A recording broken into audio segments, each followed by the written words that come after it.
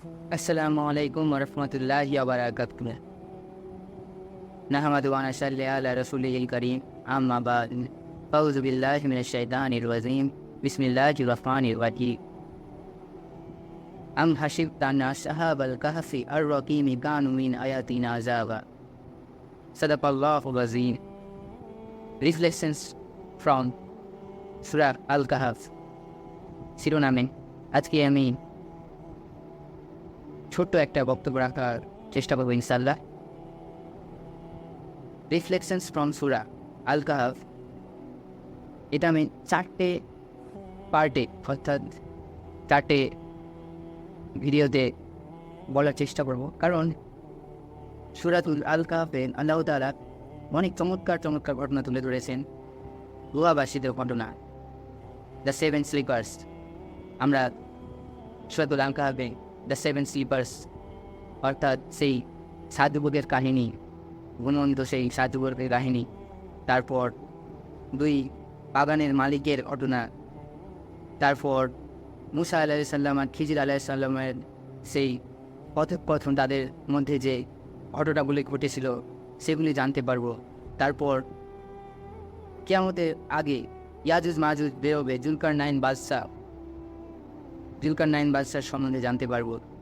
তাই আল্লাহ তাআলা এই সূরাতে অনেক আশ্চর্যজনক ঘটনা তুলে ধরেছে এবং আমাদের জন্য এই সূরাতে অনেক শিক্ষা রয়েছে।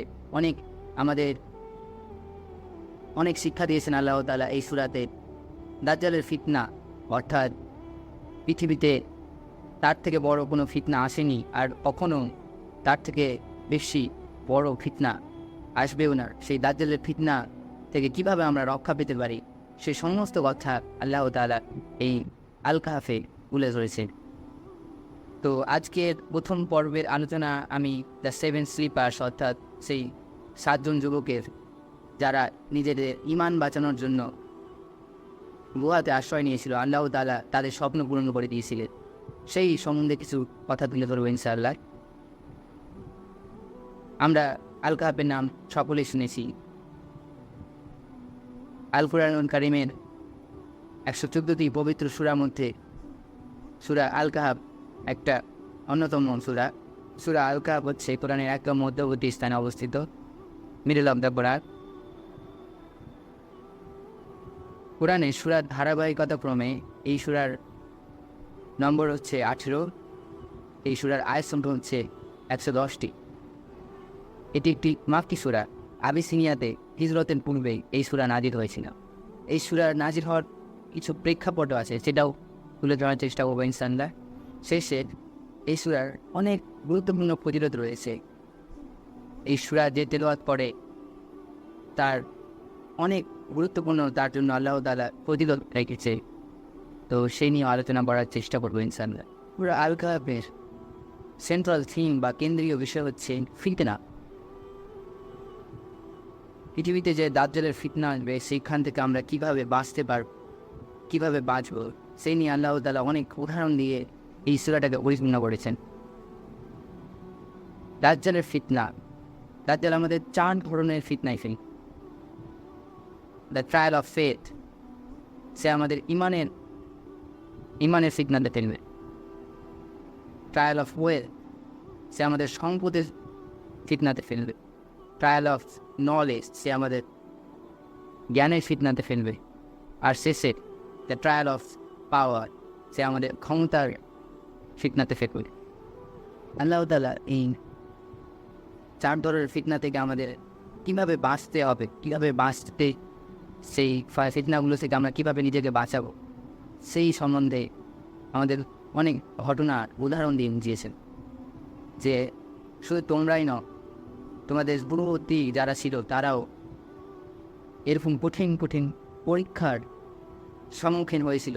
তাদেরকেও নিজেদের ঈমান বাঁচানো রক্ষার্থে অনেক কঠিন কঠিন পরীক্ষার সম্মুখীন হতে হয়েছিল। তো এই সূরার নাজিল হওয়ার একটা প্রেক্ষাপট আছে। যখন মক্কাতে নবী সাল্লাল্লাহু আলাইহি সাল্লামের কথায় অনেক মানুষ মুসলিম হয়ে যাচ্ছিল, যখন নবী সাল্লাল্লাহু আলাইহি সাল্লামকে তারা কুরাইশ বংশের লোকেরা যখন কিছুতেই দমন করতে পারছিল না, তখন তারা বলল যে তুমি যে নবী, এটার প্রমাণ কি? হযরত মুহাম্মদ সাল্লাল্লাহু আলাইহি ওয়াসাল্লামকে বলল যে তুমি যে নবী, তো এটার প্রমাণ। তখন তাদের মধ্যে দুজন লোক, তখন তাদের মধ্যে আলোচনা হলো এবং তারা ভাবলো যে সে যে নিজেকে নবী দাবি করছে, তো আমরা কিভাবে বুঝবো সে নবী?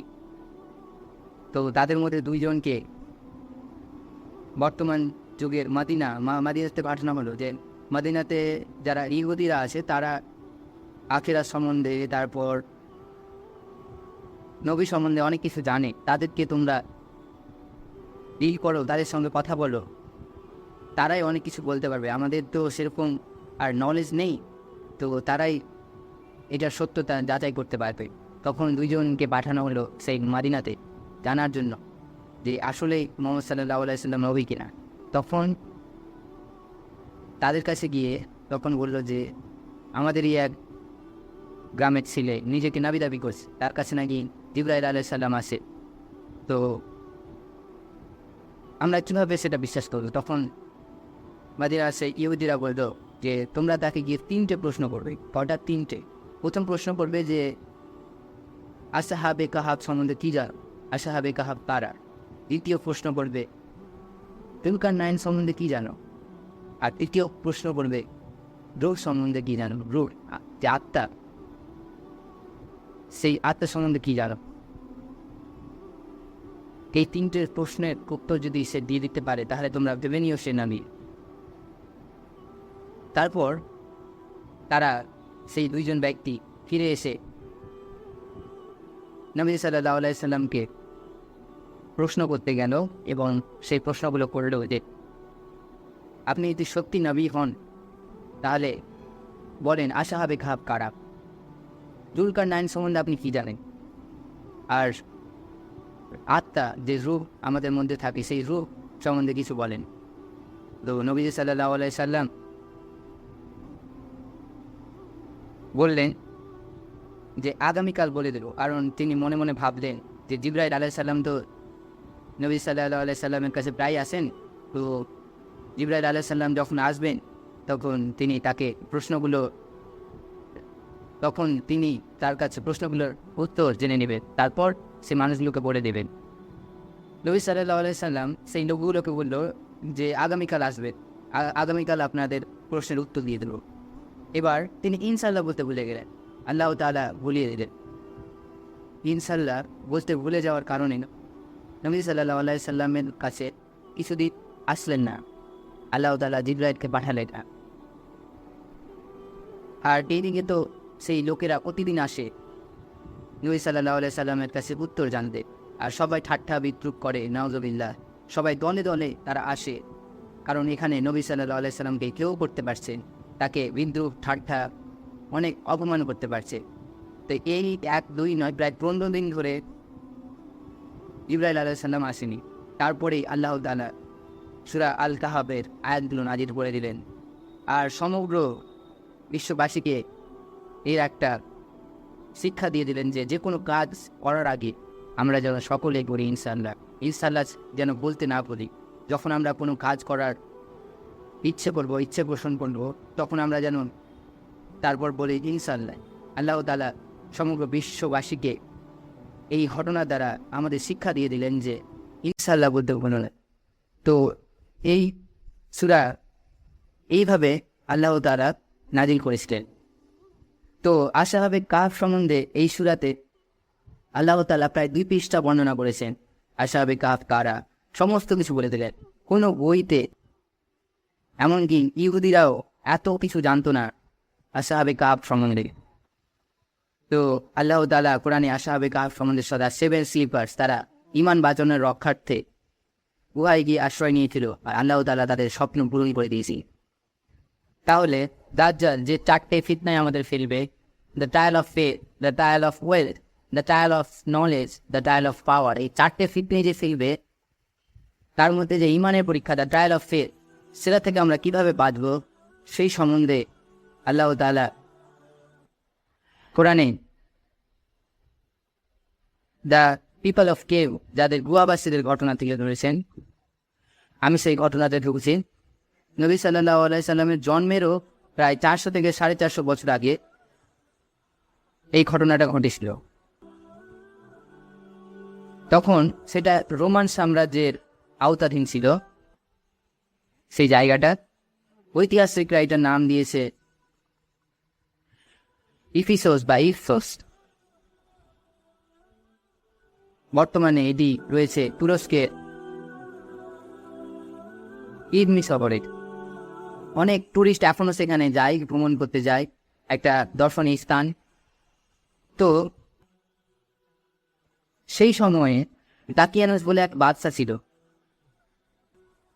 এবং সে মূর্তি পূজা করত। তারা এক দেবীকে পূজা করত, তারা সেই বিশ্বাসে বিশ্বাসী ছিল। তো যারাই আল্লাহ তাআলার প্রতি ঈমান আনত, আল্লাহ তাআলাকে ভয় করত, আল্লাহ তাআলার প্রতি ঈমান আনত, দাকিয়ানুস বাদশা দাকিয়ানুস যদি জানতে পারত, তাহলে তাদেরকে ডেকে পাথর দিয়ে বা আঘাত করে হত্যা করে দিত। তো যারাই ঈমান আনত আল্লাহ তাআলার প্রতি, দাকিয়ানুস হত্যা করে দিত। তো সেই সময়ে 7 জন যুবক তারা আল্লাহ তাআলার প্রতি ঈমান এনেছিল। বাদশা দাকিয়ানুস যখন জানতে পারে যে তারা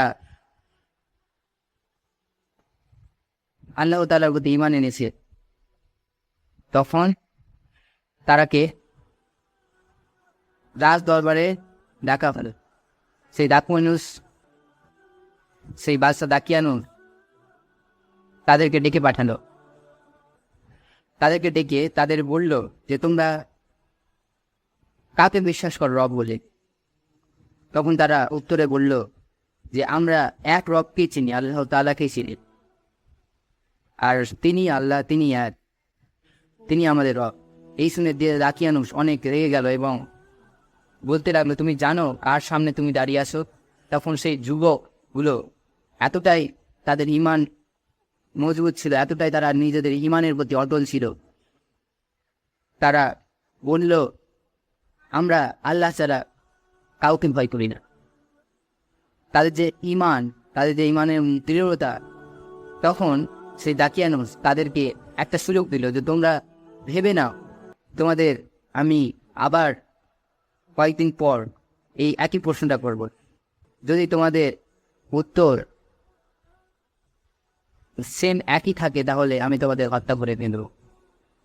তখন সেই যুবকরা চিন্তায় পড়ে গেল যে আমরা যদি এই নগরে থাকি বা এই জায়গায় থাকি তাহলে আবার হত্যা করে দেবে, আর আমরা আল্লাহ তাআলার ইবাদত করতে পারবো না।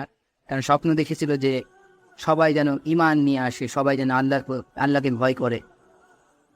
তারা অনেক দুশ্চিন্তায় পড়ে গেল, হয়তো তাদের এই স্বপ্ন পূরণ হবে না। তারা যখন গুহায় গিয়ে আশ্রয় নিল, আশ্রয় নেওয়ার পর তারা অনেক ক্লান্ত হয়ে যাওয়ার পর বিশ্রাম নেওয়ার জন্য ঘুমিয়ে পড়ল। আল্লাহ তাআলা তাদের এই ঈমানের মজবুতি দেখে, ঈমানের এত দৃঢ়তা দেখে আল্লাহ তাআলা অনেক খুশি হয়ে গেলেন এবং তারা যে একবার ঘুম দিয়েছিল, আল্লাহ তাআলা তাদের এক ঘুমে প্রায় 309 বছর কাটিয়ে দিলেন। 309 বছর পার হয়ে গেল। তারপর তাদের একটা ইচ্ছে ছিল, তাদের একটা স্বপ্ন ছিল যে প্রতিটা মানুষ যেন আল্লাহর প্রতি ঈমান আনে, আল্লাহর ইবাদত করে। এটা তাদের ইচ্ছা ছিল। আল্লাহ তাআলা তাদের ঈমানের এতটা দৃঢ়তা দেখে, তাদের ঈমানের এত মজবুতি দেখে আল্লাহ তাআলা তাদের স্বপ্ন পূরণ করে দিয়েছিল। তারা এক ঘুমে প্রায় 309 বছর কাটিয়ে নিয়েছিলেন। তো আল্লাহ তাআলা আমাদের এখান থেকে শিক্ষা দিলেন, আল্লাহ তাআলা চাইলে সব কিছু করতে পারে। আল্লাহ তাআলা আমাদের একটা নিদর্শন দিলেন যে আল্লাহ তাআলা চাইলে সব কিছু করতে পারে। তো তখন সেই যুবকগুলো যখন জেগে উঠল, জেগে ওঠার পর তাদের অনেক খিদে পেয়েছিল, তাদের মধ্যে তাদের খিদে পাওয়ার জন্য তাদের মধ্যে কিছু তাদের টাকা ছিল তারা জমিয়ে রেখেছে, সেই টাকাগুলো দিয়ে একজনকে বলা হলো যে তুমি যাও বাজারে গিয়ে কিছু নিয়ে আসো আমাদের খাওয়ার জন্য।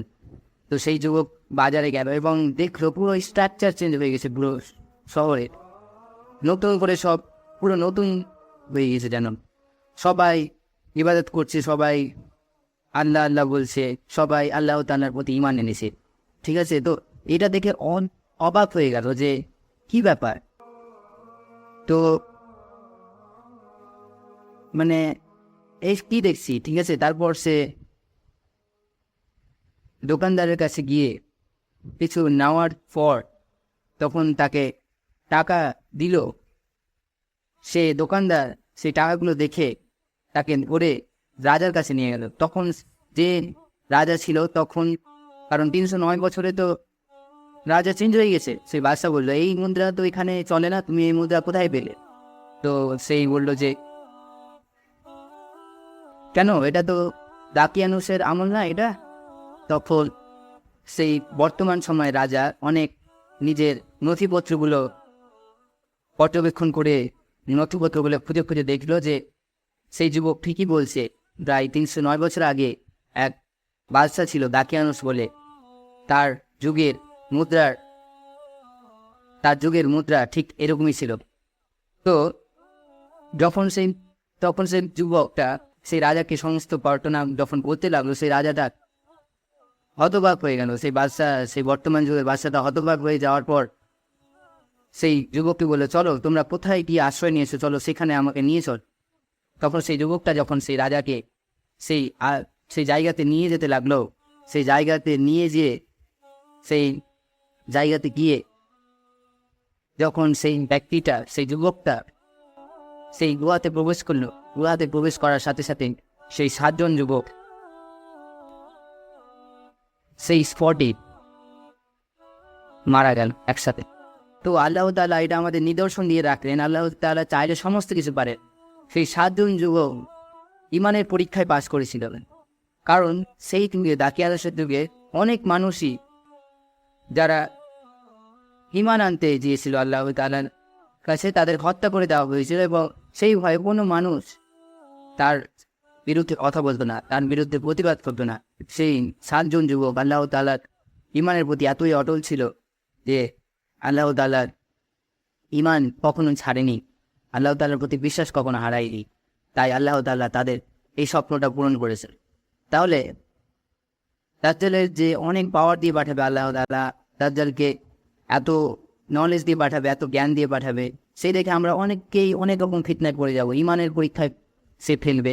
তো আমরা কীভাবে সেইখান থেকে উদ্ধার হবো, এই ঘটনা দ্বারা আল্লাহ তাআলা আমাদের মোটিভেশন দিয়েছেন, এই ঘটনা দ্বারা আমাদের শিক্ষা দিয়েছেন যে শুধু তোমরাই নও, তোমাদের পূর্ববর্তী যারা এসেছিল তারাও ঈমানের পরীক্ষায় এভাবেই তাদের পরীক্ষায় ফেলা হয়েছিল, তারা ঈমানের পরীক্ষায় তারা পাশ করেছে, তাদেরও অনেক পরীক্ষার সম্মুখীন হতে হয়েছিল। আল্লাহ তাআলা এটাই আমাদের বোঝাতে চাইছে। তো পরবর্তীতে আরও 3টে ঘটনার কথা আমি তুলে ধরার চেষ্টা করবো ইনশাআল্লাহ। তো আল্লাহ তাআলা সূরাতুল আল কাহফ যে পাঠ করবে তার জন্য অনেক ফজিলত রেখেছে। সূরা আল কাহফে আমরা একটা ঘটনা জানতে পারলাম যে একটা হাদিসে আছে যে সূরা আল কাহফের প্রথম 10 আয়াত মুখস্থ রাখবে আর পাঠ করতে থাকবে, আল্লাহ তাআলা তাকে দাজ্জালের ফিতনা থেকে রক্ষা করবে। তারপর জুমার দিনে সূরা আল কাহফ পড়লে অনেক একটা ফজিলত আমাদের জন্য আল্লাহ তাআলা রেখেছেন। জুমার দিনে কোনো ব্যক্তি যদি সূরা আল কাহফ পড়ে তাহলে সেই জুমা থেকে পরবর্তী জুমা পর্যন্ত আল্লাহ তাআলা তার জন্য একটা নূর সেট করেন, তার জন্য তার হৃদয়ে একটা নূর সেট করেন। সেই নূরটা এক জুমা থেকে পরবর্তী জুমা পর্যন্ত বহাল থাকে। তাহলে আল্লাহ তাআলা এই সূরার মধ্যে অনেক আমাদের গুরুত্বপূর্ণ ফজিলত রেখেছেন। এই সূরা আমরা যেন বেশি বেশি করে পাঠ করার চেষ্টা করি, আমরা যেন এই সূরার প্রথম 10 আয়াত অন্তত মুখস্থ রাখার চেষ্টা করি। আর আল্লাহ তাআলা যেন আমাদের সকলকে সুস্থ স্বাভাবিক রাখেন, আমাদের নিরাপদে রাখেন। আল্লাহ তাআলা আমাদের যেন সকলকেই হৃদয় দান করে, আল্লাহ তাআলা আমাদেরকে সঠিক পথে চলার তৌফিক দান করে। এই বলে আমার এই সংক্ষিপ্ত যে বক্তব্য ইতি করলাম। আল্লাহ তাআলা যেন আমাদেরকে সঠিক পথে চলার তৌফিক দান করে, তাই সকলের মন প্রিয় বলে আমিন।